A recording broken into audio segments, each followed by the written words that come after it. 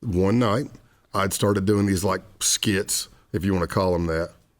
But I was acting out a scene that I'd seen in the movie where it's a demonic possession.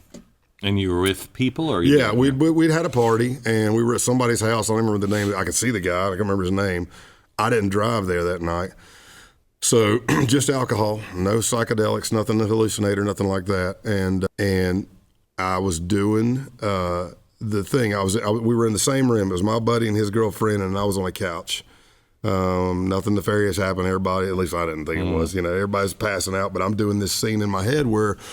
That I'd seen in the movie, and you talk like yourself, and you're screaming no, no, no, and then you laugh like the demon, and you talk like that, and I was going back and forth doing this, I don't know, play, if you will, and it ends with the demon winning, and the demon taking over your body, and I was facing the back of the couch, and when I rolled over, laughing like the demon or the satanic whatever possession, when I rolled over, what I saw was all red, like a watery image, and it was a demon looking at me, smiling with its crooked finger and nails and looking at me and giving me the come here.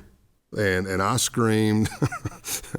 What? This is why you don't play around with demonic things. You don't open up a door to the demonic. You're going to face the consequences. And this guy here, literally opening up himself to anything possible, thinking that this is all fun and games, until when you actually meet one, you're like, oh man, this is not for me. Like, did he think it's fake? Why did he think it was so cool? Now, because I'm 54, but I screamed probably the highest I've ever screamed. And from just me reaching, like sitting up on the couch and reaching for the light switch, I was as white as a sheet.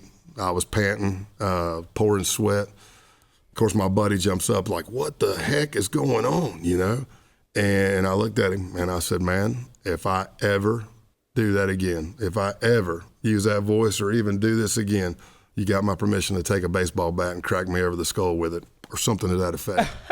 He got completely calm, Glenn. It was like the spirit just entered the room. Everything just went, whoo, and he looked at me, and I don't even know if he remembers saying it because I think it was the spirit. He looked at me and he leaned in as if he knew what I'd seen. And he said, I told you, didn't I? That was it. I didn't sleep. I walked to church. I don't know how many miles it was. It was a Saturday night. And I walked to Edwards Road Baptist Church in Greenville, South Carolina. And wow.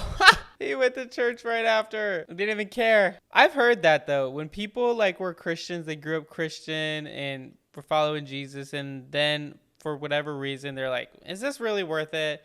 Let me try to do this on my own. I don't need God. And then they have the most demonic, crazy experiences. It's almost like Jesus shows you what it would be like to be away from God's protection.